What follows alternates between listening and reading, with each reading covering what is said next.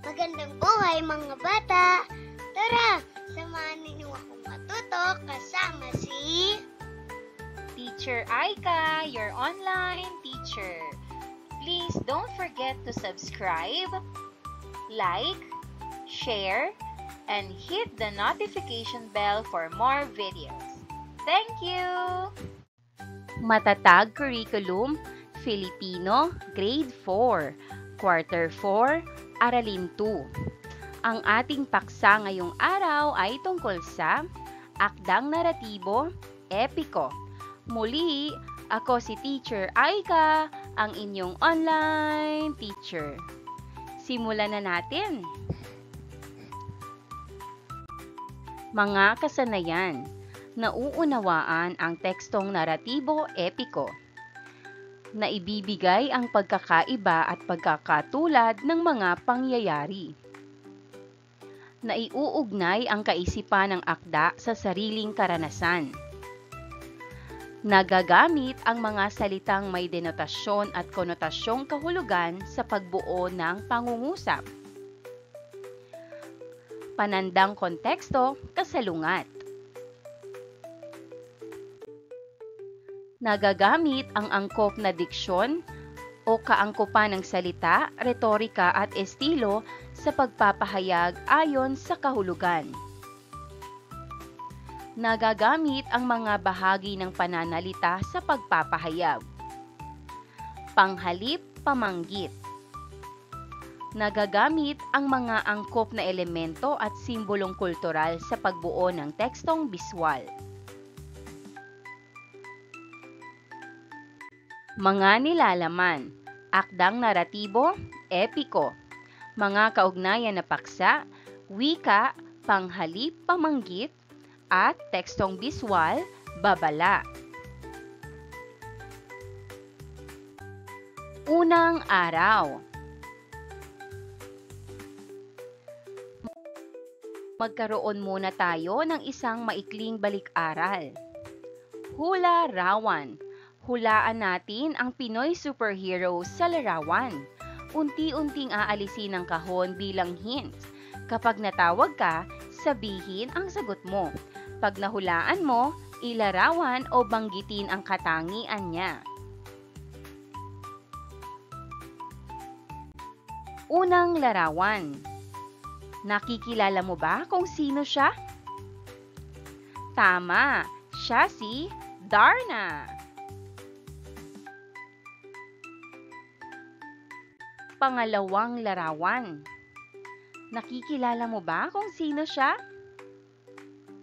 Tama, siya si Lastic Man. Pangatlong larawan. Sino naman siya? Tama, siya si Captain Barbell. Pang-apat na larawan. Nakikilala mo ba kung sino siya? Tama, siya si Panday.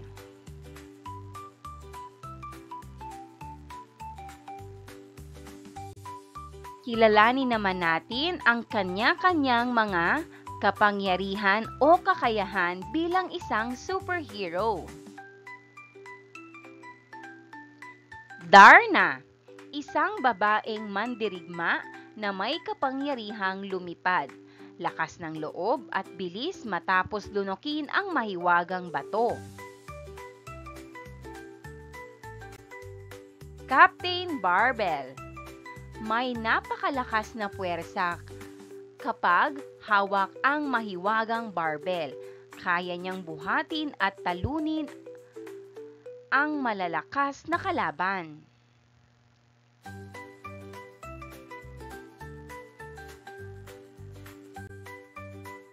Lastic Man, kayang iunat, iikot at baguhin ang hugis ng kanyang katawan na parang goma, kaya mahirap siyang talunin.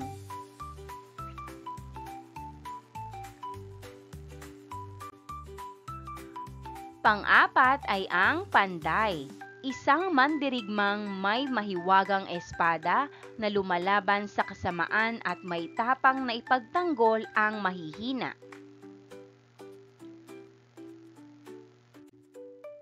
Sasagot naman tayo ngayon sa mga tanong gamit ang hugnayang pangungusap. Ibig sabihin, dapat may isang sugnay na makapag-iisa at isang sugnay na di makapag-iisa.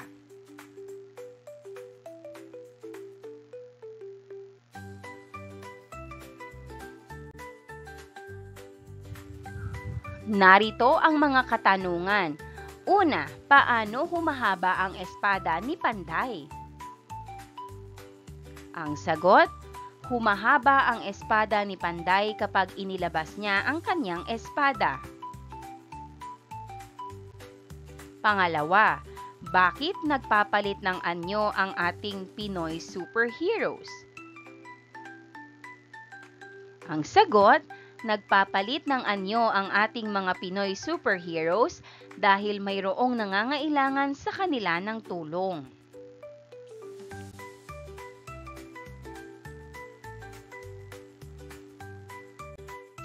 Pangatlo, ano ang mangyayari kung iluluwa ni Darna ang kanyang mahiwagang bato? Ang sagot, kung iluluwa ni Darna ang mahiwagang bato ay mawawalan siya ng kapangyarihan. Pang-apat, kailan nagkakaroon ng kapangyarihan si Captain Barbell?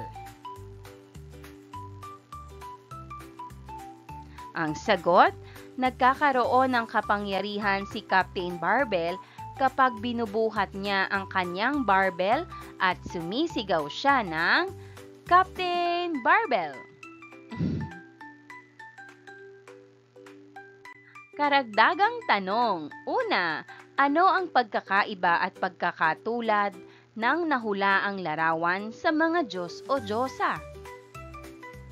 Maaaring sagot, magkatulad sila dahil pareho silang may pambihirang kakayahan, ngunit magkaiba sila dahil ang mga Diyos at Diyosa ay mula sa mitolohiya, samantalang ang nahulaang larawan ay mula sa mga kathang-isip na kwento o comics. Ano ang mitolohiya? Ang mitolohiya ay isang kalipunan ng mga kwento tungkol sa mga Diyos, Diyosa at iba pang nilalang na nagpapaliwanag sa mga likas na pangyayari at kultura ng isang grupo ng tao.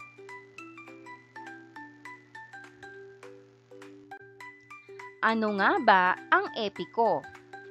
Ang epiko ay tulang pasalaysay na nagsasaad ng kabayanihan ng pangunahing tauhan na nagtataglay ng katangiang nakahihigit sa karaniwang tao o supernatural na katangian. Ang paksa ng mga epiko ay karaniwang tumatalakay sa kabayanihan ng pangunahing tauhan sa kanyang paglalakbay at pakikipaglaban sa mga kaaway na halos hindi mapaniwalaan dahil may mga tagpuang may kababalaghan at di kapanipaniwala.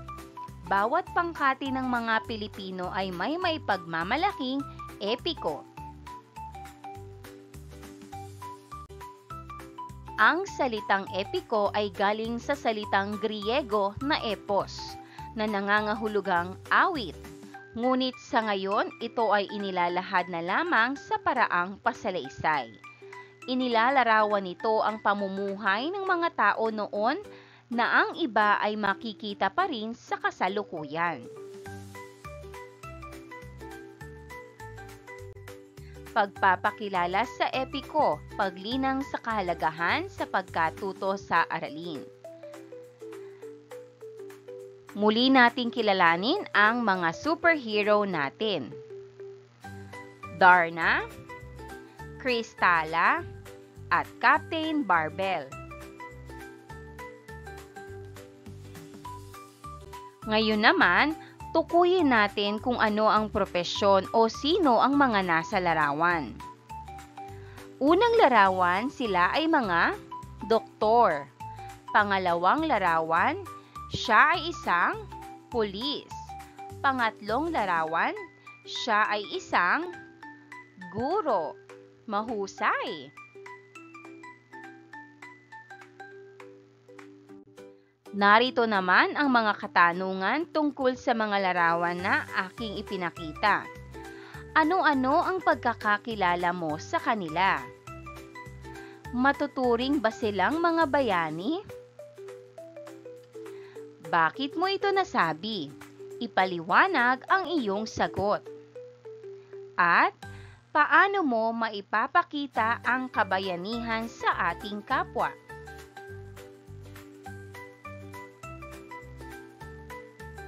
Ibahagi ang iyong sagot sa klase.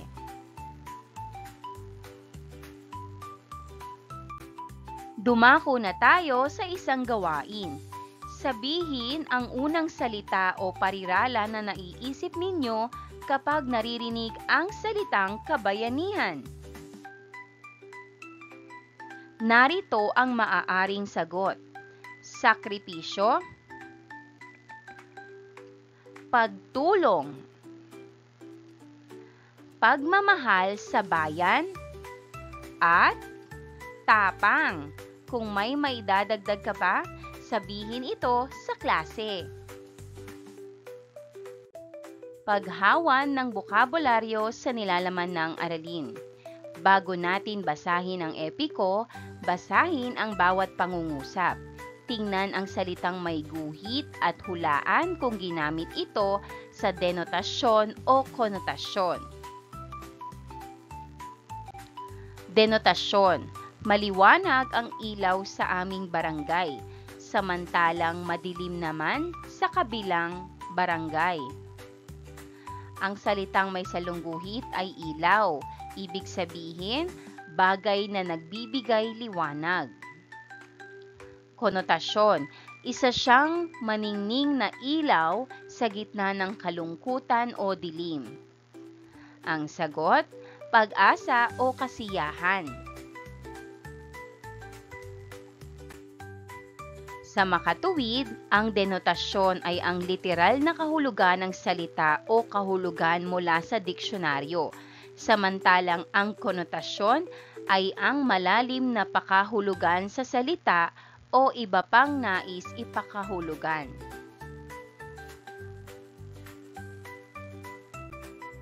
Ang denotasyon ay pagbibigay kahulugan mula sa diksyonaryo. Ito ay formal at literal na pagbibigay kahulugan sa salita.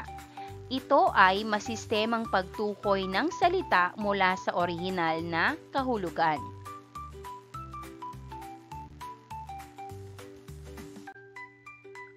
Ang konotasyon ay dagdag na kahulugan o implikasyon ng isang salita. Ito ay nagbibigay ng iba't ibang salita. Ito ay nagbibigay ng iba't ibang pag-unawa at interpretasyon batay sa konteksto ng paggamit nito. Ito ay maaaring mag-iba-iba ayon sa saloobin, karanasan at sitwasyon ng isang tao. Isa sa paraan upang malaman ang kahulugan ng isang malalim na salita ay sa pamamagitan ng mga halimbawang ibinigay sa pangungusap.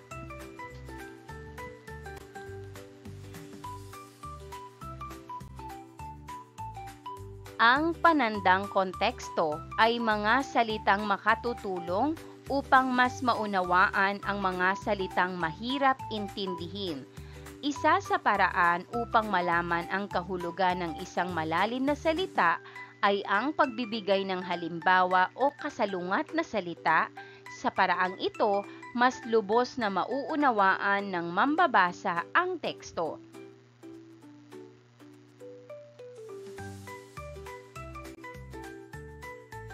Panuto, tukuyin kung paano ginamit ang mga salitang may guhit sa paraang denotasyon at konotasyon. Isulat ang sagot sa patlang.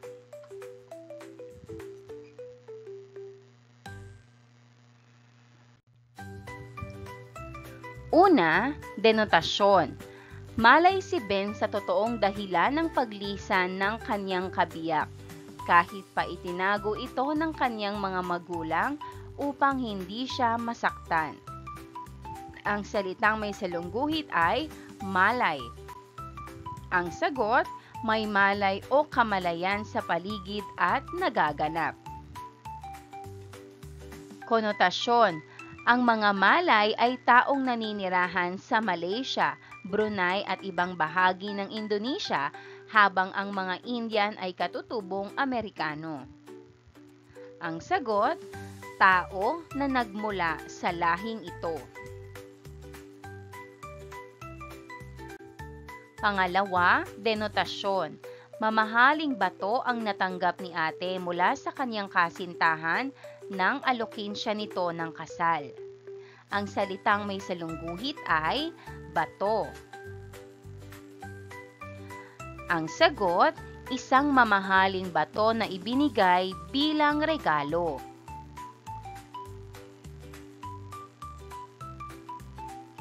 Konotasyon. Nilagyan ni ama ng bato ang gulong ng tricycle upang hindi ito umandar tulad ng iba habang inaayos. Ang sagot, isang bagay na inilagay sa gulong upang hindi ito gumalaw.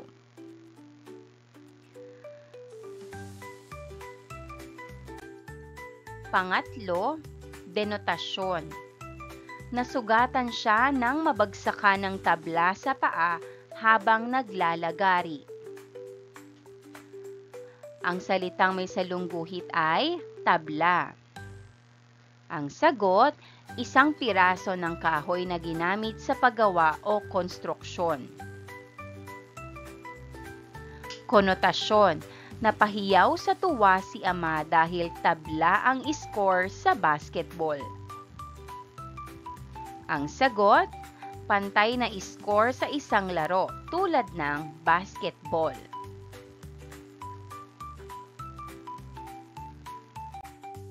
Pang-apat, denotasyon. Mataas ang haligi ng aming bakuran kumpara sa aming kapitbahay. Ang salitang may salungguhit ay haligi. Ang sagot, matibay na poste ng bahay o bakod. Konotasyon, maraming maaasahan at masisipag na mga haligi ng tahanan, subalit mayroon din namang tamad. Ang sagot, taong maaasahan at masipag sa pamilya.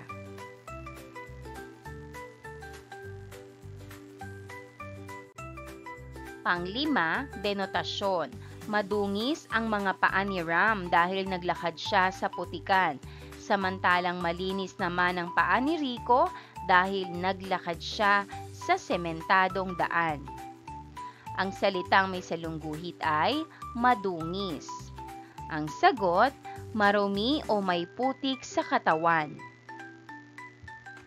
Konotasyon, ang mga taong gumagawa ng masama ay may madungis na pagkatao kung ihahambing sa mga taong gumagawa ng mabuti na may malinis na kalooban.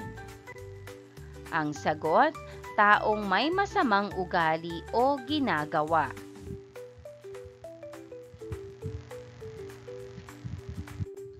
Panuto, bilugan ang kasalungat ng salitang may salungguhit sa pangungusap.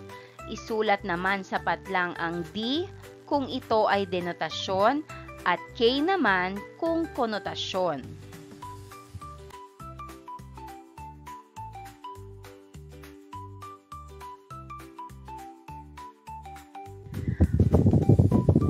Una, nais malaman ni Ben ang totoong dahilan ng paglisa ng kanyang kabiyak, subalit gusto itong itago sa kanya ng kanyang mga magulang upang hindi siya masaktan. Ang salitang may salungguhit ay malaman. Ito ay K. Ang kasalungat ng salitang malaman ay itago. Pangalawa, baon sa utang ang taong sugarol samantalang sagana naman sa biyaya ang taong masipag. Ang salitang may salungguhit ay baon. Ito ay K.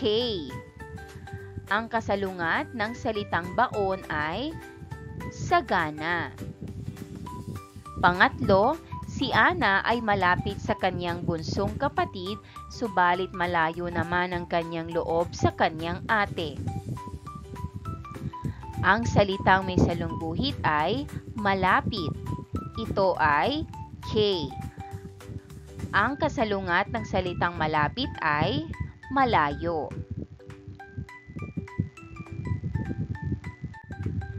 Pang-apat, mataas ang haligi ng aming bakuran kumpara sa mababang haligi ng aming kapitbahay.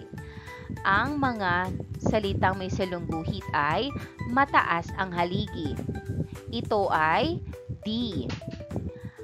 Ang kasalungat ng salitang mataas ang haligi ay mababang haligi. Panglima, madungis ang mga paa ni Ram dahil naglakad siya sa putikan, samantalang malinis naman ang paa ni Rico dahil naglakad siya sa sementadong daan. Ang salitang may salungguhit ay madungis. Ito ay D. Ang kasalungat ng salitang madungis ay malinis.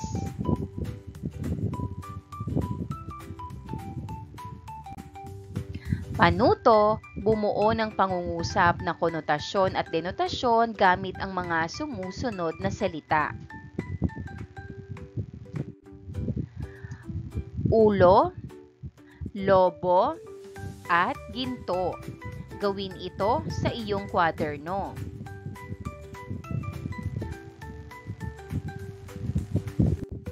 Ikalawa at ikatlong araw.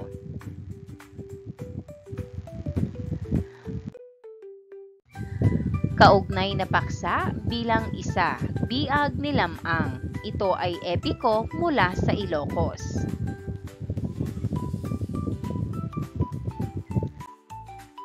Narito ang mga tanong. Una, nakabasa ka na ba ng kwentong tungkol sa kabayanihan at katapangan? Magbigay ng halimbawa. Pangalawa, may kilala ka bang bayani na nagtataglay ng katangiang nakahihigit?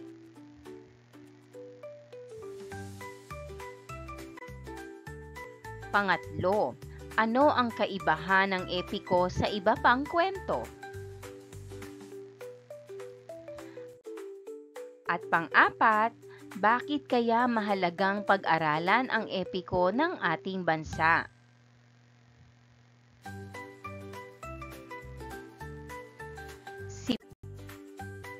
Simulan natin ang pagbasa ng epiko. Sa lambak ng Nalbuan, sa baybagi ng ilog na Gilian, sa La Union ay may mag-asawang kilala sa pangalang Don Juan at Namangan. Nang malapit ng magsilang ng sanggol si Namangan, nilusob ng tribo ng Igorot ang nayon at pinatay ang maraming tauhan ni Don Juan. Sa laki ng galit, nilusob naman ni Don Juan ang mga Igorot upang ipaghiganti ang mga tauhan niya.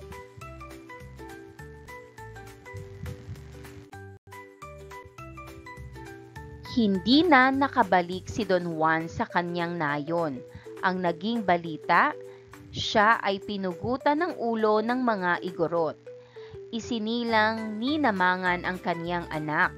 Ang sanggol ay nagsalita agad at siya na ang pumalit ng pangalang Lamang. At siya na rin ang pumili ng kanyang magiging ninong.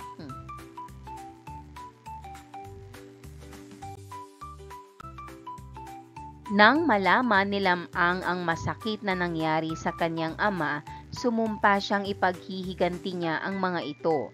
Sa gulang na 9 na buwan pa lamang ay malakas, matipuno at malaking lalaki na siya. Ayaw man siyang payagan ng kanyang ina upang hanapin ang bangkay ng kanyang ama, ay nagpilit din si Lamang na makaalis.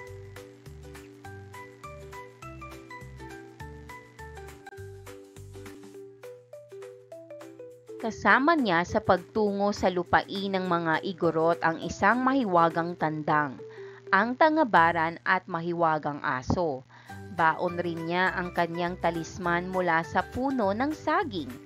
Sa tulong ng kanyang talisman ay madali niyang nalakbay ang mga kabundukan at kaparangan. Sa labis na pagod ni Lamang, siya ay nakatulog. Napangarap niya ang mga igorot na pumatay sa kanyang ama na nagsisipagsayaw at naliligiran ang pugot na ulo ng kanyang ama.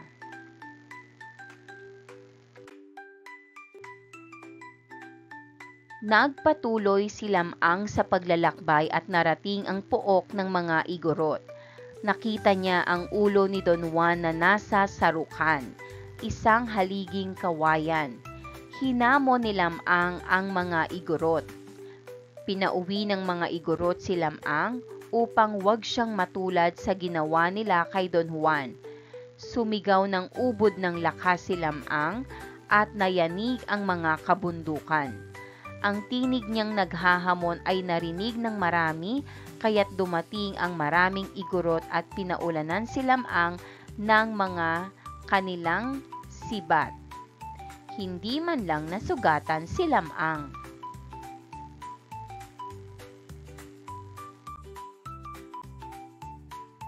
Nang maubusan ng sibat ang mga igorot, ay si Lamang naman ang kumilos. Hinugot niya ang mahabang itak at para lamang siyang tumabas ng puno ng saging nang pinagpapatay niya ang mga kalaban. Umuwi si Lamang sa Nagilian. Naligo siya sa ilog ng Amburayan sa tulong ng mga dalaga ng tribu. Dahil sa dungis ng nanggaling kay Lamang, namatay ang mga isda sa ilog Amburayan at nagsiahon ang mga igat at alimasag sa pampang.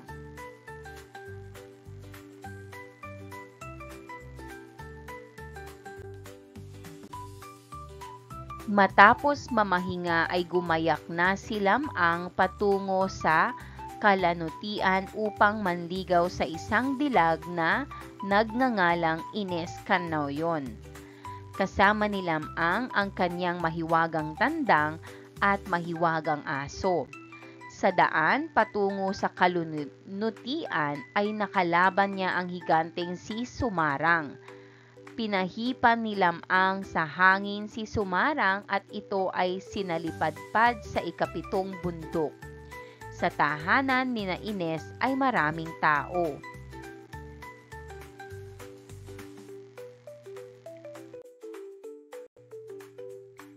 Hindi napansin ni Lamang. Tumahol ang mahiwagang aso ni Lamang at nabuwal ang bahay. Tumilaok ang mahiwagang tandang. Muling tumayo ang bahay. Napansin ni Lamang. Ipinagtapat ni Natandang at aso ang kanilang layunin. Nais pakasalan ni Lamang si Ines. Nagpadala si Lamang ng 2 barkong puno ng ginto at nasiyahan ang mga magulang ni Ines. Si Ines at Lamang ay ikinasal ng marangya at marangal sa simbahan.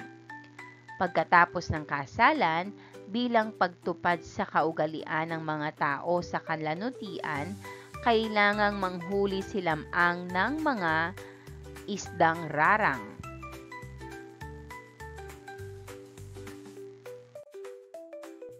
Nakikinita ni Lamang na may mangyayari sa kanya, na siya ay makakakain ng pating na berkahan. Ipinagbili ni Lamang ang dapat gawin kung sakaling mangyayari ito. Si Lamang ay sumisid na sa dagat. Nakain siya ng berkahan. Sinunod ni Ines ang bili ni Lamang. Ipinasisid niya ang mga buto ni Lamang.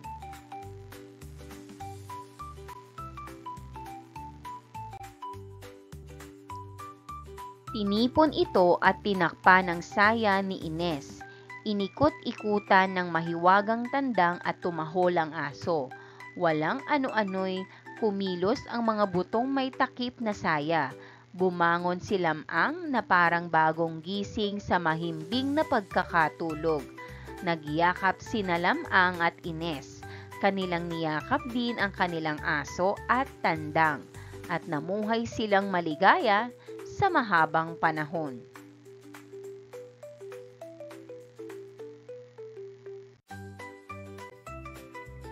Kwentanungan. Pagsagot sa tanong mula sa kwentong napakinggan at binasa. Tiyakin ang kaangkupan ng salita o retorika o estilo sa pagpapahayag ng kasagutan. Narito ang mga tanong. Una, ano ang nag-udyo kay Lamang upang magpatuloy sa paglalakbay? Pangalawa, paano mo ilalarawan si Lamang? Pangatlo, paano ipinamalas ni Lamang ang kanyang katapangan at kagitingan? Pang-apat, kung ikaw ang anak ni Don Juan ay gagawin mo rin ba ang ginawa ni Lamang at bakit? Panglima, anong kaugaliang Pilipino ang ipinakita sa epikong biag ni Lamang? At pang-anim, bilang isang mag-aaral, paano mo maipapakita ang kabayanihan sa iyong kapwa?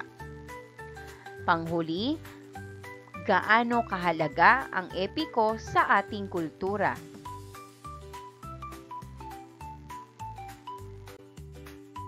Sagutan natin. Una, ano ang nag-udyo kay Lamang upang magpatuloy sa paglalakbay? Ang sagot, ang paghahanap ng hustisya para sa kanyang ama na pinatay ng mga kaaway. Pangalawa, paano mo ilalarawan si Lamang? Ang sagot, siya ay matapang, malakas, matalino, at may pambihirang kakayahan. Pangatlo, paano ipinamalas ni Lamang ang kanyang katapangan at kagitingan? Ang sagot, hinarap niya mag-isa ang mga pumatay sa kanyang ama at matagumpay na nagwagi.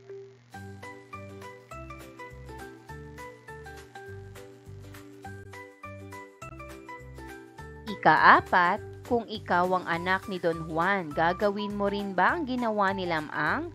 Bakit?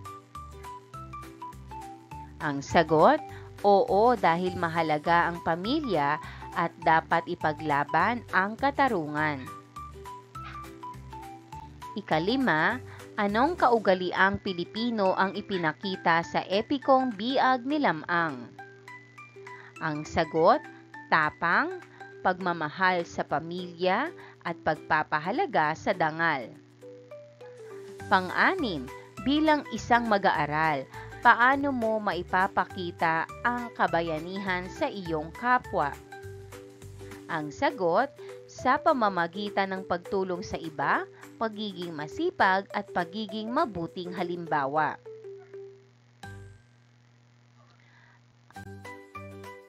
At panghuling tanong, gaano kahalaga ang epiko sa ating kultura?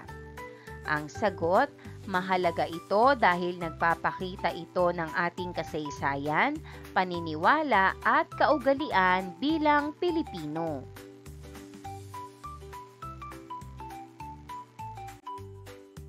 Gawain, ilarawan ang katangian ni Lamang gamit ang grapikong representasyon. Sagutan natin. Lamang, matapang, hinarap niya ang kaaway ng mag-isa. Malakas, may pambihirang lakas na hindi karaniwan sa tao. Matalino, ginamit ang kanyang talino sa pakikipaglaban at panliligaw kay Ines. Mapagmahal sa pamilya, hinanap at ipinaghiganti ang kanyang ama. Matapat, tapat sa kanyang mga pangako kay Ines. At bukas palad, tumulong sa kanyang kapwa ng walang pag-aalinlangan.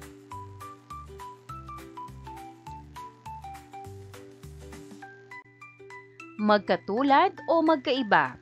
Gamit ang Venn diagram, ay tukuyin ang pagkakatulad at pagkakaiba ng mga pangyayari. Ginawa ng mga tauhan sa epiko. Isulat ito sa loob ng Venn diagram. Piliin ang angkop na sagot sa loob ng kahon.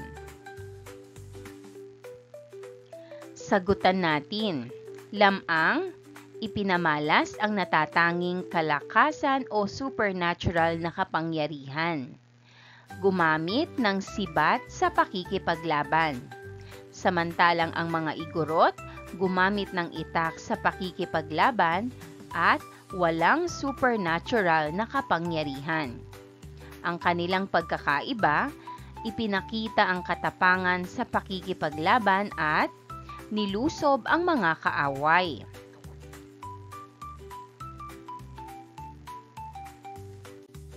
Paglalapat at pag-uugnay. Gamit ang simbolong bahagi ng ating kultura na mula sa tekstong binasa, ay isulat ang nawawalang titik upang mabuo ang salitang tinutukoy ng pangungusap.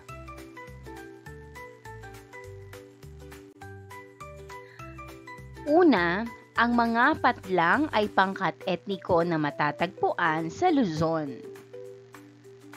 Ang sagot, igorot. Ang patlang ay anting-anting o tinatawag na agimat na gamit ni lamang. Ang sagot, talisman. Nilusob ng patlang at pinatay ang mga tauhan ni Don Juan. Ang sagot, tribo.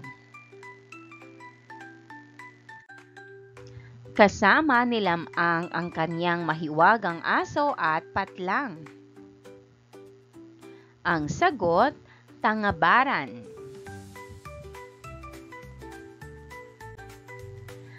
Narito ang tanong, bakit mahalaga na malaman ang mga kultura o epikong kwento ng bawat pangkat etniko sa Pilipinas? Paano ito makatutulong sa ating pang-araw-araw na pamumuhay?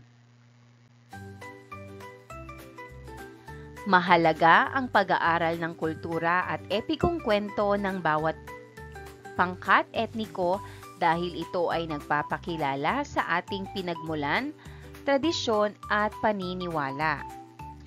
Bakit mahalaga? Una, nagpapalalim ng pag-unawa sa ating kasaysayan at pagkatao. Pangalawa, nagpapakita ng yaman at pagkakaiba-iba ng ating kultura. Pangatlo, nagtuturo ng mahahalagang aral tungkol sa kabayanihan, kasipagan at katatagan. Paano ito nakatutulong sa araw-araw? Una, nagsisilbing inspirasyon upang maging matatag at masipag sa buhay. Pangalawa, nakakatulong sa pagpapahalaga sa ating kultura at pagiging makabayan. Pangatlo, ginagamit bilang gabay sa paggawa ng mabuti at tamang desisyon.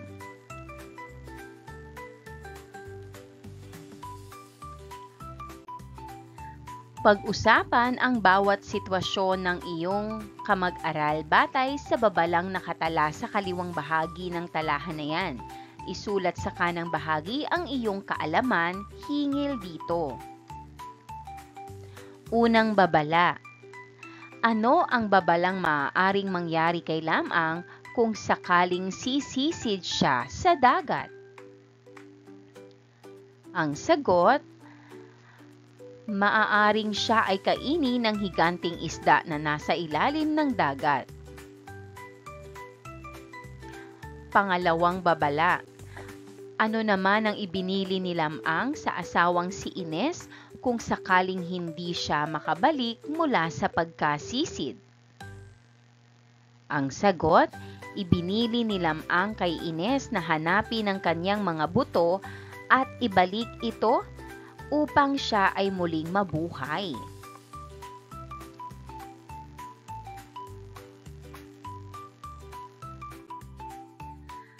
Bahagi ng pananalita sa pagpapahayag, panghalip, pamangkit.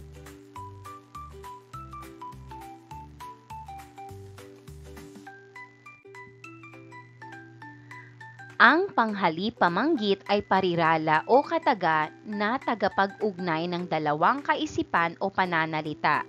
Ang ilan sa mga halimbawa nito ay daw, raw, umano, di umano, ani, at, sa, ganang, akin, o iyo.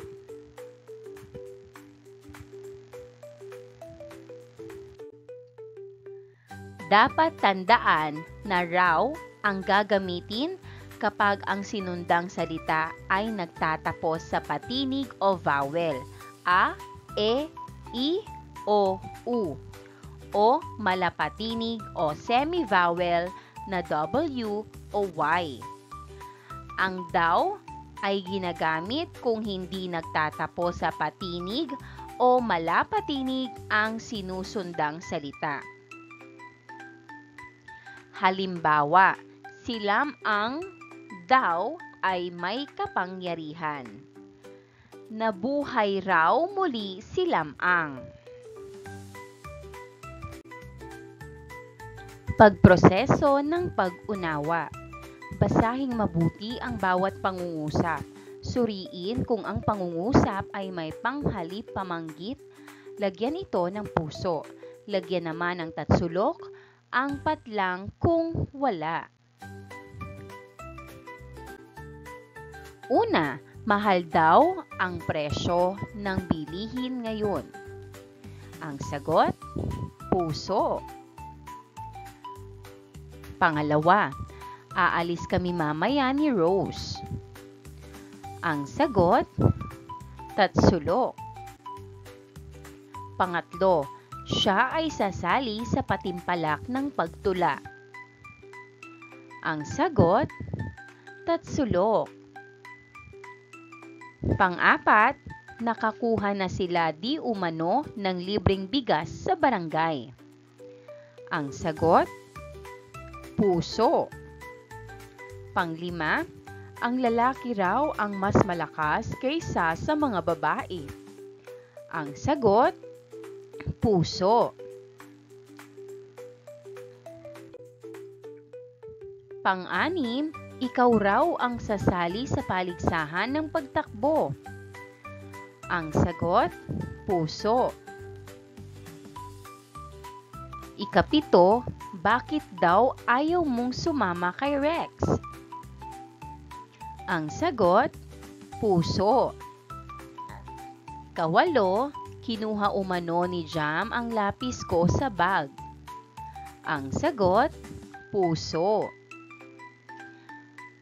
Pang-siyam, matapang daw si Lam-ang.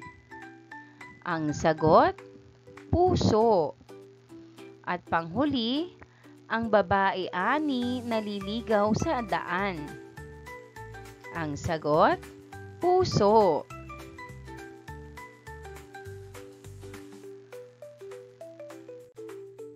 Pinatnubayang pagsasanay.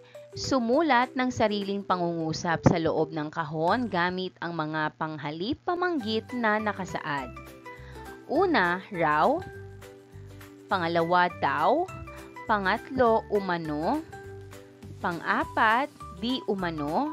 At panglima, ani.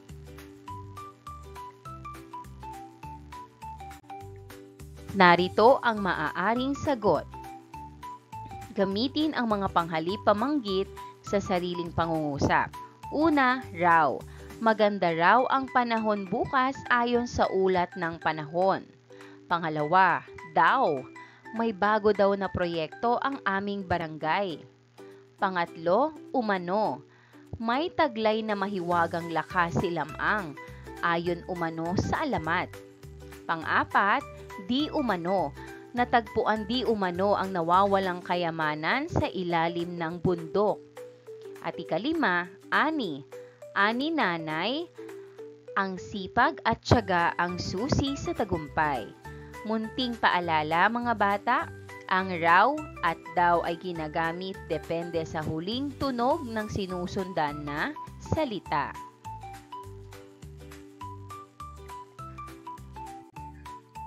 Ika-4 na araw. Panuto, sa tulong ng panandang salitang may salungguhit, tukuyin ang kasalungat nito at bilugan. Una, nagpakita ang lahat ng igorot kay Lamang at ni wala kahit isa man ang nagtago.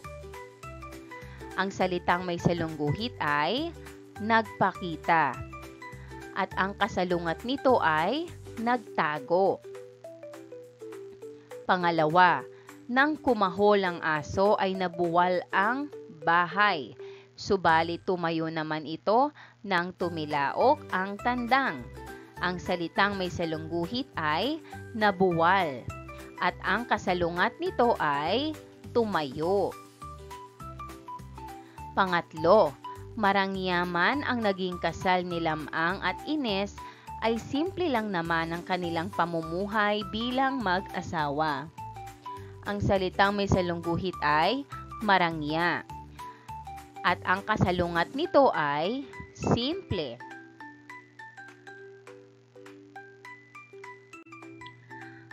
Pang-apat, nang sumigaw ng ubod ng lakas si Lamang ay nayanig ang mga kabundukan maging ang mga nakatira sa kapatagan.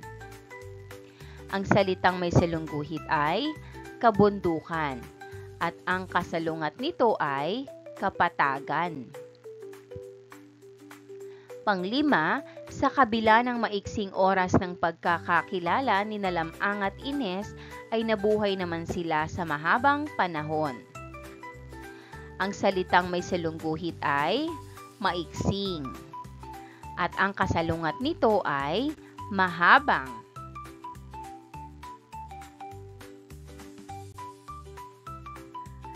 A. Basahing muli ang tampok na teksto, ang bihag ni Lamang.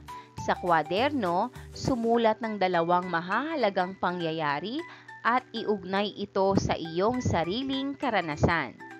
Halimbawa, ipinakita ni Lamang ang kaniyang katapangan, tulad ko ay ipinakikita ko rin ang aking katapangan sa anumang pagsubok o hamon ng buhay na aking nararanasan. B. Batay pa rin sa tekstong binasa, sumulat ng 5 pangungusap at gamitan ito ng panghalip pamanggit. Guhitan ang mga panghalip pamanggit. Pagninilay sa pagkatuto. Basahing mabuti ang sitwasyon at pagnilayan, ang sagot hingil dito. Una, kung ikaw si Lamang, ay ipaghihiganti mo rin ba ang iyong ama? Bakit? Pangalawa, magsalaysay ng iyong karanasan na nagpapakita ng katapangan.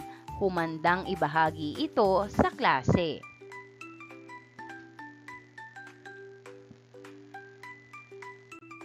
Dumako na tayo sa ating pagsusulit. A.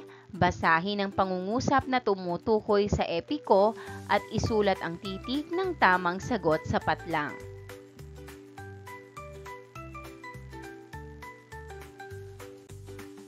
Una, aling tulang pasalaysay ang nagsasaad ng kabayanihan ng pangunahing tauhan na nagtataglay ng katangiang nakahihigit sa karaniwang tao o supernatural na katangian? A. Alamat. B. Pabula. C. Epiko. O D. Mito. Ang sagot, letter C. Epiko. Pangalawa, alin ang pangunahing katangiang taglay ng pangunahing tauhan sa epiko? A. Matapang at malakas. B. Mabait at masunurin. C. Makisig at mapera. O D. Matalino at maaasahan. Ang sagot, letter A. Matapang at malakas. Pangatlo, alin sa sumusunod ang isa sa katangian ng epiko?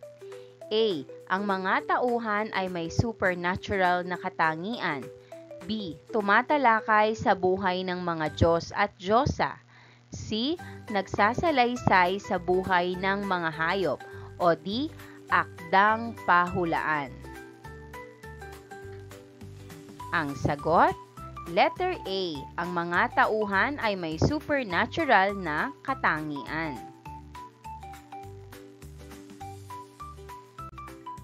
Pang-apat, ano ang natatanging katangian ni Lamang? A. Siya ay matapat at maaasahan. B. Siya ay matulungin at mapagmahal. C. Siya ay matapang at mahusay na mandirigma. O D. Siya ay mapagmalasakit sa kapwa. Ang sagot ay letter C. Siya ay matapang at mahusay na mandirigma.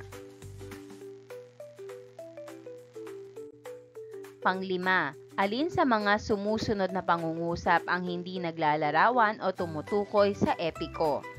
A.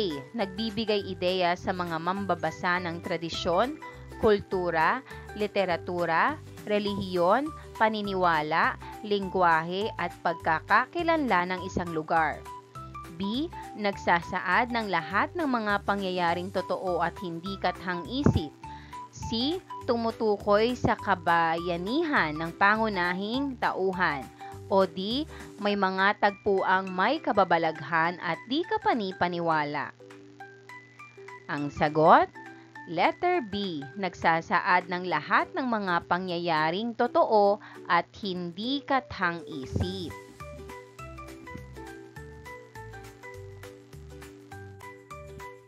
B. Bakit mahalaga ang pag-aaral ng epiko?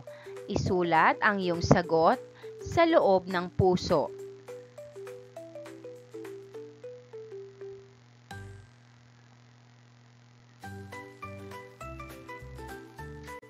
C. Bumasa ng isa pang epiko at ihambing ang mga pangyayaring magkatulad at magkaiba sa epikong biag ni Lamang. Isulat ito sa loob ng Venn diagram.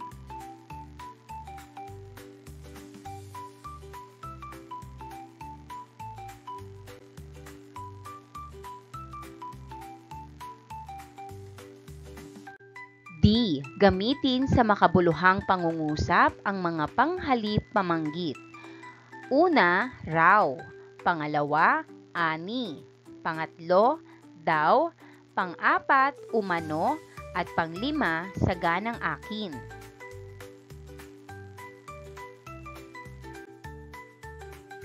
E. Ipaliwanag ang ibig sabihin ng bawat babala. Una, huwag magtapon ng basura kung saan-saan. Pangalawa, bawal ang maingay. Pangatlo, huwag pumitas o puminsala ng halaman.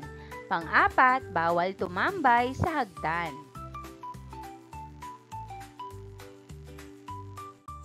Gawaing pantahanan o takdang aralin.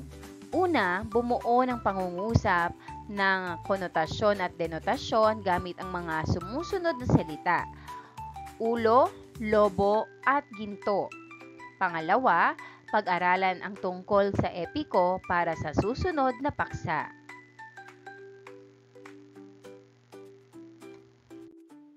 Maraming salamat sa panonood! Huwag kalimutang i-like at mag-subscribe para sa higit pang educational content.